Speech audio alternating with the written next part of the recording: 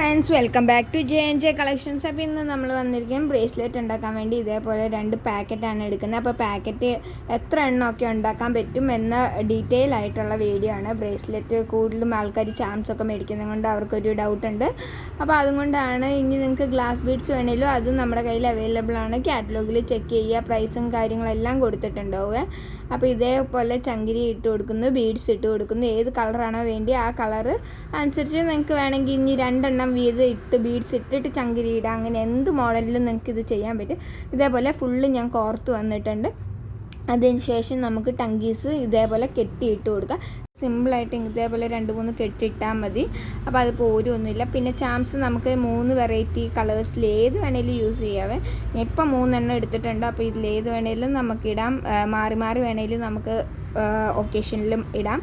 അതേപോലെ തന്നെ നമ്മൾ ഈ ഒരു 5 എണ്ണം ഉണ്ടാക്കാൻ പറ്റും നമുക്ക് 2 പാക്കറ്റ് ബീഡ്സും കൊണ്ട്. ഇപ്പം ഞാൻ ഉണ്ടാക്കിയ പോലെ 5 എണ്ണം നമുക്ക് ഉണ്ടാക്കാം.